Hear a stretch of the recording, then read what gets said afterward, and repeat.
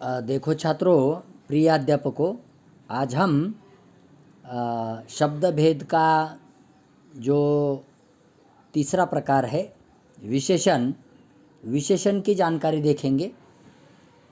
पहला संज्ञा, दूसरा सर्वनाम, तीसरा विशेषण। हमने पहले वीडियो में संज्ञा की जानकारी उसके प्रकार देखे, सर्वनाम की जानकारी उसके प्रकार देखे। अब हम इस विशेषण की जानकारी देखेंगे। पहले विशेषण की परिभाषा देखेंगे। विशेषण की परिभाषा क्या है?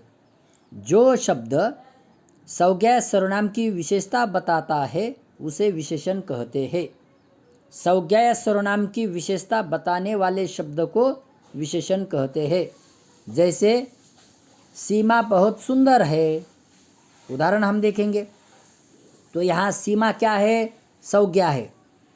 और सुंदर, क्योंकि सीमा की सुंदरता सुंदर शब्द बता देता है, तो यहाँ सुंदर विशेषण है और बहुत जो है वो विशेष है और विशेषण सुंदर। दूसरा उदाहरण हम देखेंगे, कल अधिक गर्मी थी।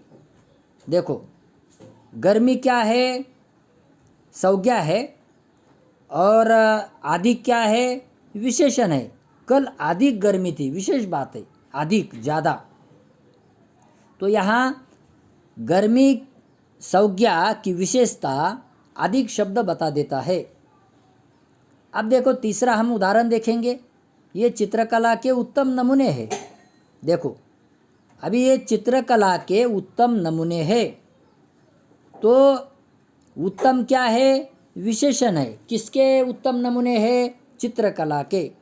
चित्रकला ये संज्ञा है, लेकिन उसकी जो विशेषता है वो उत्तम शब्द बता देता है, विशेष बात है।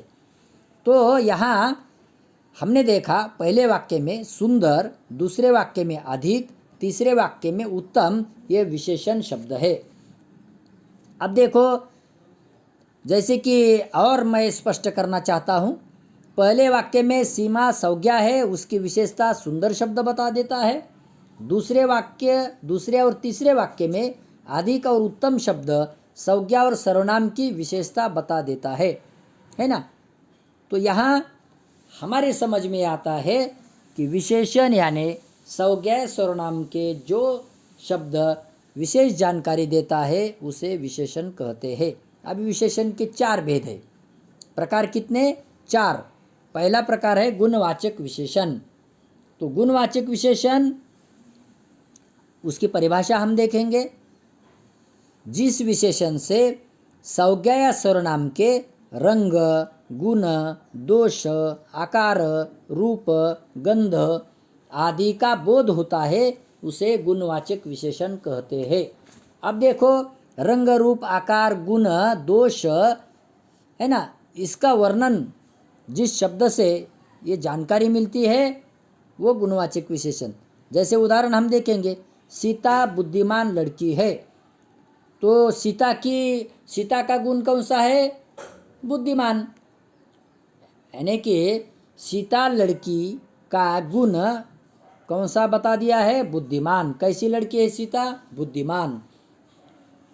तो यहाँ रतन एक बेईमान आदमी है। तो बेईमान शब्द आदमी का गुणों की विशेषता बता रहा है ना।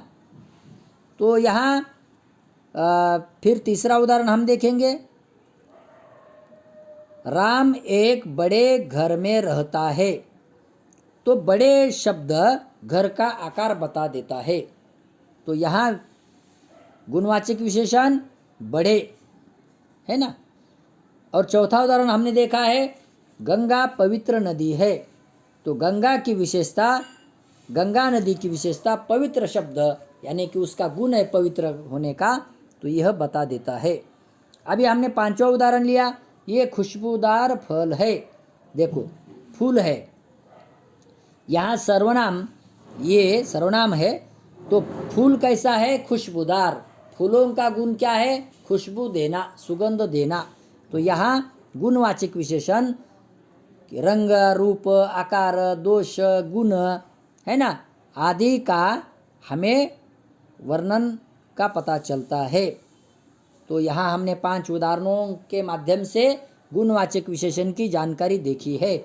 अब दूसरा प्रकार हम देखेंगे संख्यावाचक विशेषण। बहुत ही सीधा साधा है। संख्यावाचक विशेषण किसे कहते हैं?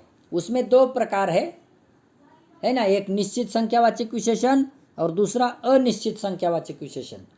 तो निश्चित संख्यावाचक विशेषण, जो विशेषण संज्ञा या सर्वनाम की निश्चित संख्या का बोध कराता है उन्हें निश्चित संख्यावाचक विशेषण कहते हैं, है ना। जैसे हम उदाहरण देखेंगे, जैसे निश्चित संख्या का उदाहरण हम देखेंगे, पुस्तक का मूल्य 40 रुपये है। देखो, पुस्तक का मूल्य 40 रुपये है, यानी यहाँ निश्चित संख्या क्या है? 40। देखो, पुस्तक संज्ञा है लेकिन संज्ञा की विशेषता ये 40 जो निश्चित संख्या है वह बता देता है। तो निश्चित संख्या 40 शब्द बता देता है। अब दूसरा उदाहरण देखो, उसकी 5 उंगलियों में घी है। देखो, 5 क्या है? निश्चित संख्यावाचक विशेषण। अब तीसरा उदाहरण हम देखेंगे, कक्षा में 3 विद्यार्थी थे। तो 3 क्या है? निश्चित संख्यावाचक विशेषण। अब दूसरा ही उसका प्रकार है अनिश्चित संख्यावाचक विशेषण। जिस शब्द संज्ञा सर्वनाम से अनिश्चित संख्या का बोध होता है उन्हें अनिश्चित संख्यावाचक विशेषण कहते हैं। जैसे माँ ने कुछ पेंसिल दी है। माँ ने कुछ पेंसिल दी है। देखो, कुछ क्या है? अनिश्चित संख्यावाचक विशेषण। इससे पता नहीं चलता है ना कि कितनी पेंसिल दी है। कुछ पेंसिल दी है, चाहे अनिश्चित है वो। दूसरा उदाहरण, उसके पास अधिक धन था। देखो, अधिक क्या है? अनिश्चित है, अनिश्चित संख्यावाचक है, उससे पता नहीं चलता निश्चित, है ना। इससे हमें पता चलता है निश्चित और अनिश्चित संख्यावाचक विशेषण से। अब देखो, तीसरा हम प्रकार देखेंगे परिमाणवाचक विशेषण। परिमाणवाचक, अभी इसकी परिभाषा हम देखेंगे। जो विशेषण संज्ञा के परिमाण का बोध कराता है उन्हें परिमाणवाचक विशेषण कहते हैं। जैसे देखो, इसमें भी निश्चित परिमाण और अनिश्चित परिमाण, इसके भी 2 है प्रकार। तो निश्चित परिमाण, उदाहरण देखें, मैंने 1.5 किलो अंगूर खरीद लिए। तो 1.5 किलो क्या है? निश्चित परिमाण है ना। मैंने कुछ अंगूर खरीदे, ऐसा नहीं है तो अनिश्चित होगा, लेकिन मैंने 1.5 किलो अंगूर खरीदे तो निश्चित परिमाण क्या है? 1.5 किलो। दूसरा, किसान ने 3 लीटर दूध बेचा। देखो, तो 3 लीटर क्या है? निश्चित परिमाण है। परिमाण के 3 प्रकार होते हैं, एक किलो, दूसरा मीटर और तीसरा लीटर। तो यहाँ किसान ने कितना दूध बेचा है? 3 लीटर। निश्चित परिमाण क्या है? 3 लीटर। अब तीसरा उदाहरण हम देखेंगे, उन्होंने 2 गज कपड़ा ले लिया। तो 2 गज क्या है? निश्चित संख्यावाचक, है ना, निश्चित परिमाणवाचक विशेषण। अब देखो, अनिश्चित परिमाणवाचक विशेषण, जिस शब्द से संज्ञा की अनिश्चित परिमाण का बोध नहीं होता है उसे अनिश्चित परिमाणवाचक विशेषण कहते हैं। देखो, अनिश्चित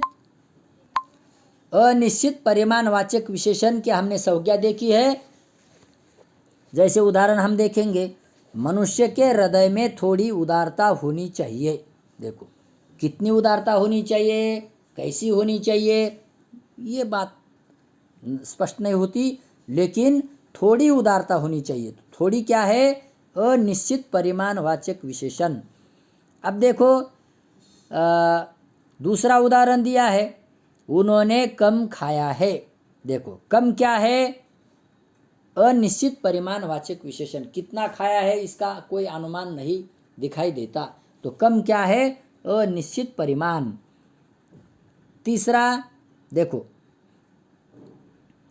यहाँ कम, ज़्यादा, अधिक, थोड़ा, बहुत, ये क्या है? अनिश्चित परिमाणवाचक विशेषण है। इससे हमें निश्चित पता नहीं चलता कि कितना परिमाण मिला है। अब चौथा है सार्वनामिक विशेषण। उसकी परिभाषा देखो। सार्वनामिक यानी सर्वनाम आया हुआ लेकिन विशेषण के रूप में।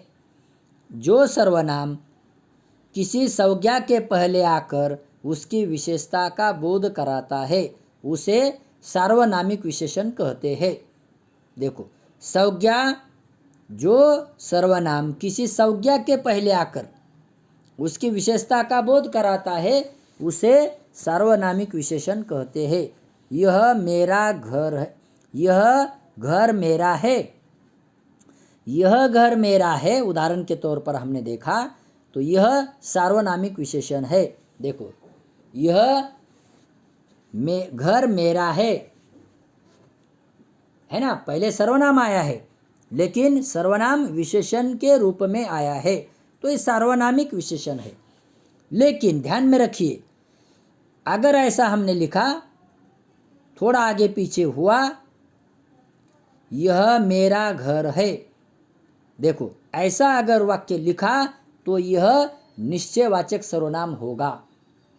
देखो ध्यान में रखिए, यह मेरा घर है, ऐसा वाक्य लिखा तो निश्चयवाचक सर्वनाम होगा, यह मेरा घर है।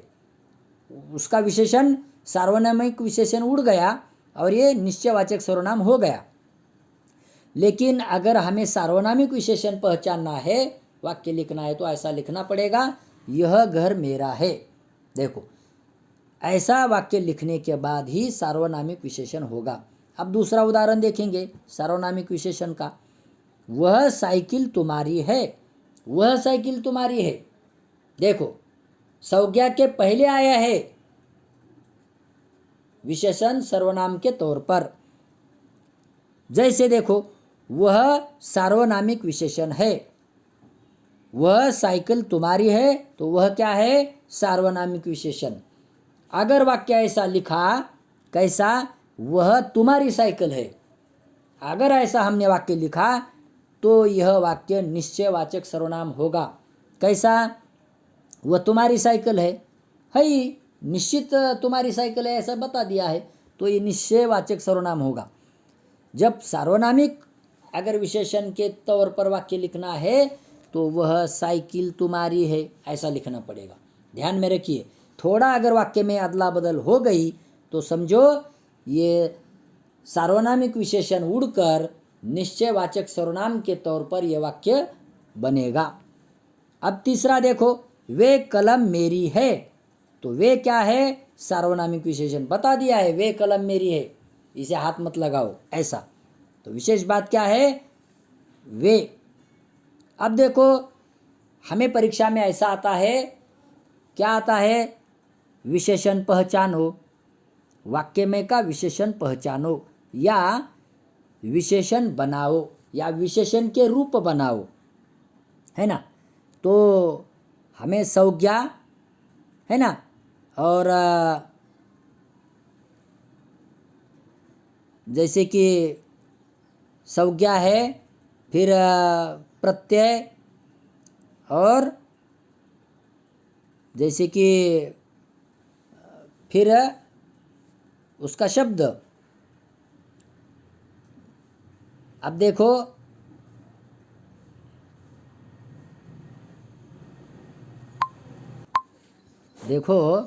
हमने विशेषण के प्रकारों की जानकारी देखी। परीक्षा में विशेषण बनाओ, है ना, अगर ऐसा शब्द आया तो हमें संज्ञा देंगे और क्रिया से भी विशेषण बनेगा, प्रत्यय लगाकर, संज्ञा को भी प्रत्यय लगाकर विशेषण शब्द बनेगा। तो हम इसकी जानकारी देखेंगे। तो विशेषण शब्दों का निर्माण कैसे होता है, जैसे संज्ञा, प्रत्यय और विशेषण। अहिंसा ये संज्ञा शब्द है, उसको अक प्रत्यय लगकर अहिंसक, है ना, वह व्यक्ति अहिंसक बना, है ना। बना है, तो ऐसा उसका वाक्य में प्रयोग होगा। तो अहिंसक क्या है? विशेषण है। दूसरा है प्यार, तो प्यार को आ प्रत्यय लगाकर प्यारा शब्द, मुख्य रूप से शब्द क्या है? प्यार, लेकिन उसको आ प्रत्यय लगने से प्यारा बना, तो प्यारा क्या है? विशेषण। मेरा कुत्ता प्यारा है, या मुझे वह कुत्ता प्यारा लगता है, तो प्यारा क्या है इस वाक्य में का? विशेषण प्यारा। दया है ना, दया उसको प्रत्यय आलू लगा तो दयालु है ना, वह इंसान दयालु है, तो दयालु क्या है? विशेषण।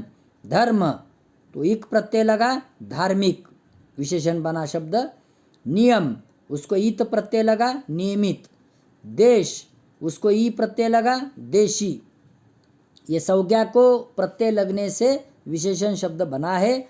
नमक, उसको इन प्रत्यय लगा नमकीन। भारत, उसको ई प्रत्यय लगा भारतीय। जहर, उसको इल्ला प्रत्यय लगा जहरीला है ना। शान, उसको दार प्रत्यय लगा शानदार, उसका मकान शानदार है, तो शानदार क्या है? विशेषण है। फिर दर्द, उसको नाक प्रत्यय लगा दर्दनाक। बुद्धि, उसको मान प्रत्यय लगा बुद्धिमान। समझना है ना, अभी ये क्रिया है, तो समझना तो समझदार, यानी कि दार प्रत्यय लगने से समझदार बना। अभी देखो आऊ है, ये क्रिया के प्रत्यय है ना, जैसे कमाना है ना, कमाना कमाऊ, मैंने वो दिए नहीं। जैसे आवना सुहाना है ना, आवना उसको प्रत्यय लगा सुहावना शब्द बना। जैसे आकू है ना, लड़ना क्रिया है, उसको आकू प्रत्यय लड़ाकू है ना। पढ़ाकू, जैसे पढ़ना क्रिया है पढ़ाकू, विशेषण शब्द बना। जैसे आलू है, तो झगड़ना अगर क्रिया है तो झगड़ालू, ऐसा उसका विशेषण बनेगा। ईत है तो लिखना है क्रिया, तो उसको ईत प्रत्यय लगाकर लिखित, मैंने उसे लिखित पत्र भेजा है, तो लिखित क्या है? विशेषण है। इल्ला, इल्ला समझो कि शर्माना क्रिया है, तो उसको इल्ला प्रत्यय लगाकर शर्मिला है ना। ऐसे परीक्षा में संज्ञा को प्रत्यय लगाकर विशेषण, या क्रिया को प्रत्यय लगाकर विशेषण शब्द है ना, वो बनेगा। तो हम विशेषण पहचानने के लिए मैंने ये प्रत्यय दिए हैं और उसके विशेषण शब्द भी कुछ दिए हैं। आपको ये विशेषण चैप्टर समझ में आया होगा। धन्यवाद।